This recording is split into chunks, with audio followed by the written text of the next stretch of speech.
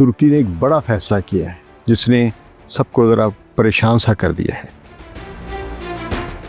ایران کے کئی ادارے اور کمپنیوں کے اثاثے، پیسہ، جائیداد اور بینک اکاؤنٹس وغیرہ وہ ترکی میں منجمد فریز کر دیے گئے ہیں۔ جرمنی نے، فرانس نے اور برطانیہ نے یہ درخواست دی تھی اقوام متحدہ میں کہ وہ سنیپ بیک میکینزم کو ایکٹیویٹ کرنا چاہتے ہیں اور ایران پر وہ تمام پابندیاں دوبارہ سے بحال کرنا چاہتے ہیں جو JCPOA کی وجہ سے اٹھی تھی۔ 10 برس کے بعد یہ سنیپ بیک میکینزم جو ہے یہ خود بخود ختم ہو جاتا ہے۔ کیا یہ ایران کو جھکانے میں کامیاب ہوں گی یا پھر یہ معاملہ دنیا کو مزید تقسیم اور کشیدگی کی طرف دھکیلے گا؟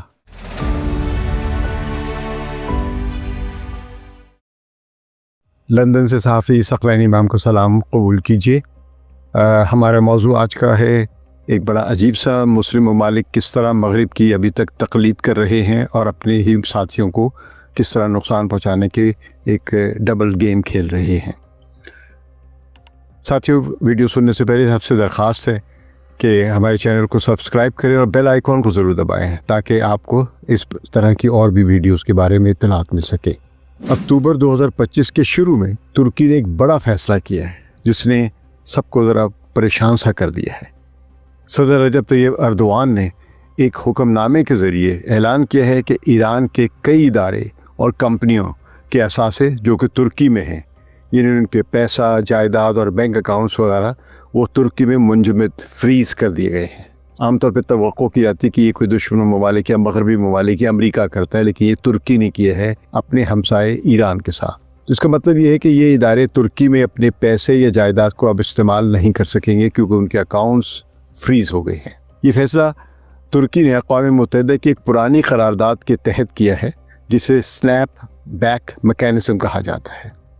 اب سنیپ بیک میکینزم کا مطلب ہے کہ اگر ایران اپنے وعدوں کی خلاف ورزی کرے تو اس پر پہلے والی پرانی پابندیاں خود بخود عائد ہو جائیں گی۔ یہ سنیپ بیک میکینزم جو تھا یہ 2015 میں ایران کے ساتھ جو اس کے جوہری معاہدے پر مغربی ممالک اور سپر پاورز کا جو ایک معاہدہ ہوا تھا اور اس معاہدے کو JCPOA کہا جاتا ہے، اس میں ایک شق رکھی گئی تھی کہ اگر اگلے 10 برسوں میں ایران کہیں بھی اس معاہدے کی خلاف ورزی کرتا ہے تو اس کے خلاف سنیپ بیک میکینزم کو ایکٹیویٹ کرنے کے لیے دوبارہ سے اقوام متحدہ میں ایک درخواست دی جا سکتی سلامتی کونسل میں، اور وہاں پہ اس پر رائے شماری ہوگی، اور اس رائے شماری کے دوران جو سپر پاورز کے پاس ویٹو پاورز ہوتی ہیں، جو 5 ممالک کے پاس ویٹو پاورز ہوتی ہیں، وہ ویٹو پاورز کا استعمال نہیں کیا جائے گا بلکہ سادہ میجورٹی سے فیصلہ ہوگا۔ تو اس کے تحت ایران نے وعدہ کیا تھا کہ وہ اپنی ایٹمی یعنی JCPOA کے تحت یہ وعدہ کیا تھا کہ ایران اپنی ایٹمی سرگرمیوں کو محدود رکھے گا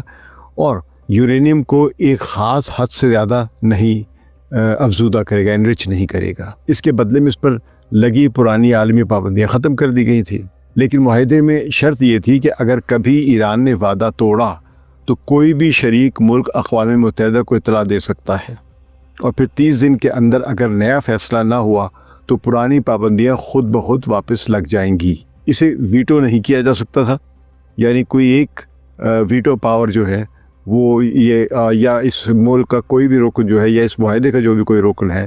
وہ اس کو ایکٹیویٹ کرانے کے لیے درخواست دے سکتا تھا۔ اب اس کے مطابق یورپ کے 3 ممالک نے یعنی جرمنی نے، فرانس نے اور برطانیہ نے یہ درخواست دی تھی اقوام متحدہ میں کہ وہ سنیپ بیک میکینزم کو ایکٹیویٹ کرنا چاہتے ہیں اور ایران پر وہ تمام پابندیاں دوبارہ سے بحال کرنا چاہتے ہیں جو JCPOA کی وجہ سے اٹھی تھی۔ تو وہ جب درخواست ووٹنگ کے ذریعے منظور ہو گئی اور ایران پر پابندیاں وہ دوبارہ سے لگ گئی جو JCPOA سے پہلے کی تھی، تب ترکی نے جو قدم اٹھائے وہ انہی پابندیوں کے تحت یا اسی اقوام متحدہ کی اس قرارداد کے اوپر جو JCPOA کے تحت جو سنیپ بیک میکینزم جو ہوا تھا، جس کے بعد ایران پر دوبارہ سے پابندیاں پرانی عائد ہو گئی ہیں، تو اس اقوام متحدہ کے فیصلے کے مطابق ترکی نے یہ پہلا قدم لیا، اور اس لحاظ سے ترکی پہلا ملک ہے جس نے ایران کے خلاف اس سنیپ بیک میکینزم کے مطابق پابندیاں لگائی ہیں۔ تو ترک حکومت نے ایران کے بہت سے اداروں کو نشانہ بنایا، ان میں ایران کی ایٹمی توانائی کی تنظیم ہے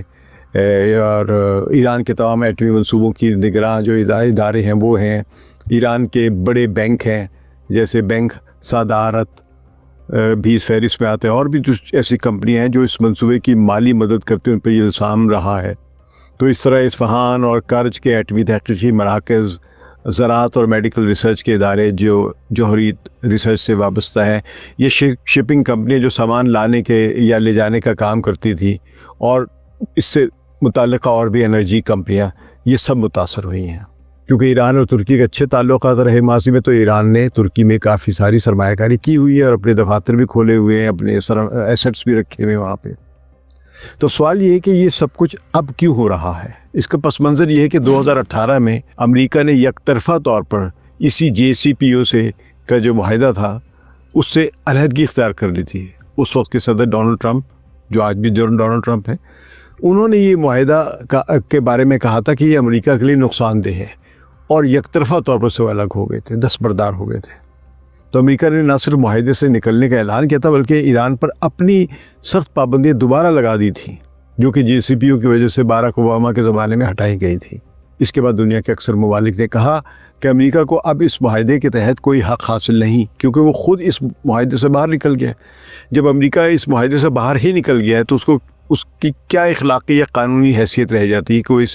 اس معاہدے کی کسی بھی شق کی چلنے یا نہ چلنے یا اس پر عمل کرنے یا نہ کرنے پر وہ کوئی اعتراض اٹھائے۔ لیکن ایران نے وقت کے ساتھ ساتھ اپنے ایٹمی پروگرام میں تیزی بھی لانا شروع کر دی، جب اسے دیکھا کہ یہ جو JCPOA جس پر اس نے دستخط کیے تھے، جس کے تحت اسے اپنا جوہری پروگرام ایک قسم کا سرنڈر کیا تھا، اس کو محدود کر دیا تھا، اس کے نتیجے میں جو پابندی ہٹنی تھی وہ تو پابندی ہٹی ہی نہیں، کیونکہ امریکہ نے اس معاہدے سے الگ ہو کر دوبارہ سے پابندی عائد کر دی۔ اور یورپی ممالک جن کی اب ذمہ داری تھی کہ اگر امریکہ اس معاہدے پر عمل درآمد نہیں کر رہا اور پابندیاں نہیں ہٹا رہا، تو یورپی ممالک کو ایران پر سے پابندی ہٹانی چاہیے تھی۔ لیکن یورپی ممالک نے امریکہ کے دباؤ میں کہا کہ امریکہ کے خلاف وہ جا نہیں سکتے ہیں، اور اس لیے انہوں نے امریکہ کی عائد کی ہوئی پابندیاں جو امریکہ نے بحال کی تھیں ان کو اپنے ہاں بھی لاگو کر دیا۔ تو JCPOA عملی طور پہ ختم ہو گیا تھا، لیکن اس کو باقاعدہ کسی نے انل نہیں کیا، یعنی کالعدم نہیں کہا۔ تو اس نے ایران نے اس دوران پھر یورینیم کی جو زیادہ مقدار میں افزودہ کیا، اس کو انرچ کیا، تو بین الاقوامی ادارے یعنی IAEA جو ہے انٹرنیشنل اٹامک انرجی ایجنسی، اس کی ایکسس بھی محدود ہو گئی تھی ایران میں، کیونکہ جب ایک JCPOA کا معاہدہ چل ہی نہیں رہا تو ایران کیوں کو اجازت دے۔ اس وقت ایران کے خلاف برطانیہ، فرانس اور جرمنی تو خاموش رہی، ٹھیک ہے، لیکن صرف یہی کہا کہ ایران نے وعدے توڑ دیے ہیں، اس لیے پرانی پابندیاں دوبارہ لگنی چاہیے۔ تو انہوں نے اب آ کے یعنی 2025 میں آ کر اقوام متحدہ کو باضابطہ طور پر اطلاع دی،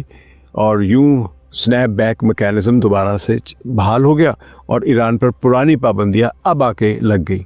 حالانکہ عملی طور پہ یہ پابندیاں اتنی ہی ہیں جتنی پہلے تھی، کیونکہ امریکہ ہی سب سے بڑی طاقت ہے، اسی کی پابندیاں میٹر کرتی ہیں، باقی یورپی ممالک کی پابندیاں زیادہ میٹر نہیں کرتی ہیں۔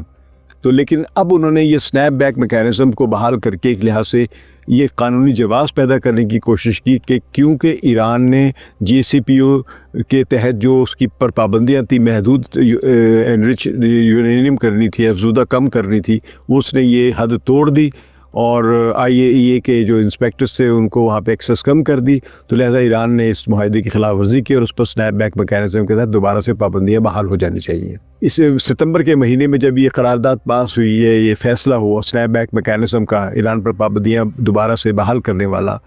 تو اس انٹرپریٹیشن کو روس اور چین نے اس کی مخالفت کی۔ ان کا کہنا ہے کہ جب امریکہ نے معاہدہ ہی توڑا اور یورپ بھی ایران کو جو وعدے کے مطابق معاشی فائدے دینے تھے وہ نہیں دیے، تو پھر یورپ کے پاس یہ اخلاقی اور قانونی حق باقی ہی نہیں رہتا کہ وہ ایران پر پابندیاں لگانے کا سوچے بھی یا درخواست بھی دے۔ تو روس کا موقف ہے کہ اس طرح پابندیاں دوبارہ لگانا اقوام متحدہ کے نظام کو کمزور کرتا ہے، کیونکہ یہاں پہ جرم نہیں ہے، یہاں پہ افسر ایک ابیوز آف سسٹم کر رہے ہیں۔ تو چین کا کہنا ہے کہ پابندیاں مسئلے کا حل نہیں ہے، بلکہ مسئلے کو اور زیادہ گہرا کرتی ہیں۔ تو چین کی اپنی بھی ایک دلچسپی ہے، کیونکہ وہ ایران کا ایک بڑا خریدار ہے تیل کا وہاں سے، اور اس کے علاوہ اس کے چین اور ایران کے بڑے کچھ منصوبوں میں بھی کوآپریشن ہے۔ تو چین نے بہرحال مخالفت کی اور ایک اصول یہ دیا کہ جس ملک نے اس معاہدے کو توڑا تھا یا اس سے دستبردار ہو گیا تھا وہ ایران نہیں تھا، امریکہ تھا، اور یورپی ممالک جنہوں نے ایران کو اس معاہدے کی وجہ سے جو فائدے پہنچانے تھے وہ انہوں نے نہیں پہنچائے۔ تو اس لیے ایران کو ہم اس میں غلط ملک یا ڈیفالٹر نہیں کہہ سکتے۔ تو ایران نے اس فیصلے کو مکمل طور پر مسترد کر دیا ہے ایران کے حکام کہتے ہیں کہ جب امریکہ نے سب سے پہلے معاہدہ توڑ دیا اور یورپ بھی ایران کو معاشی طور پر سہولتیں نہیں دے سکا تو اب ان کو یہ حق نہیں کہ وہ ایران پر پابندیاں لگائیں۔ تو ایران کے مطابق یہ مغرب کی دوہری پالیسی ہے، ڈبل سٹینڈرڈ ہے۔ اب دیکھنے کی بات ہے کہ ترکی نے جو اقدام کیا ہے اسے بظاہر اس تشریح کی یا انٹرپریٹیشن کے مطابق پیش کیا ہے کہ سنیپ بیک میکینزم ہزارہ طور پر فعال ہو جاتے، ایکٹیویٹ ہو جاتے ہیں اور اس کے تحت پابندیاں دوبارہ نافذ کرنا درست ہے۔ اچھا، یہ وہی انٹرپریٹیشن ہے یا تشریح ہے جو یورپی طاقتیں اپنا رہی ہیں اور کہہ رہی ہیں، اور جسے روس اور چین اس کی مخالفت کر رہے ہیں۔ اگر ترکی چاہتا تو وہ روس اور چین کے موقف کی بنیاد پر دلیل دے سکتا تھا کہ اس طرح کی دوبارہ پابندیوں کا اطلاق غیر قانونی ہے،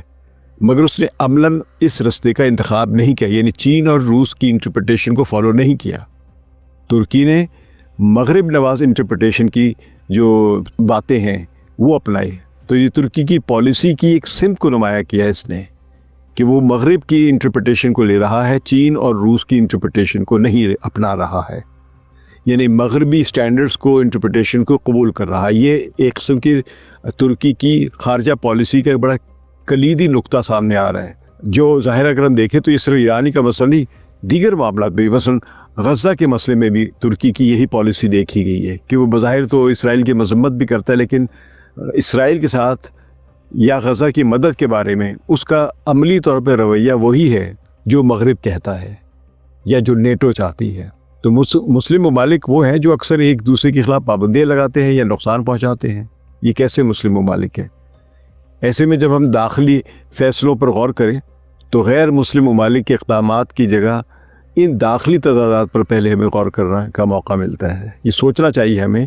کہ مسلمان ممالک جو ہیں قانون کی وہ تشریح کیوں فالو کرتے ہیں جو مغرب کے حق میں جاتی ہے، وہ قانون کی تشریح کیوں نہیں فالو کرتے جو چین اور روس یا خود مسلمانوں کو سوچنا چاہیے کہ بھی ہم آپس میں ایک دوسرے کو کیوں نقصان پہنچائیں۔ بہرحال یہ معاملہ صرف ایران اور یورپ کے بیچ کا نہیں ہے، بلکہ ایک بڑی طاقتوں کی کشمکش بھی ہے۔ ظاہر امریکہ اب روس کی لڑائی چل رہی ہے اور چین کے ساتھ بھی تضادات، یہ ان کی کشمکش کے نتیجے بھی ایک ہیں، سامنے آ رہے ہیں کہ وہ ایران پر زیادہ دباؤ ڈالنا چاہ رہے ہیں، اور ترکی نے اس کشمکش میں مغرب کا حمایت کرنے کا یا ان کے ساتھ چلنے کا فیصلہ کیا ہے۔ یورپ اور امریکہ چاہتے ہیں کہ ایران کا جوہری پروگرام محدود رہے تاکہ اسرائیل اور خلیجی ممالک کو تسلی اور اسرائیل کی سیکیورٹی یقینی ہو، تو دوسری طرف روس اور چین چاہتے ہیں کہ ایران ان کا اتحادی رہے اور مغرب کو اقوام متحدہ کے ذریعے اپنے مقصد پورے کرنے کا موقع نہ ملے۔ ترکی درمیان میں پھنسا ہوا ہے، وہ نیٹو کا رکن ہے، اس لیے اسے پابندیوں پر عمل کرنا پڑ رہا ہے،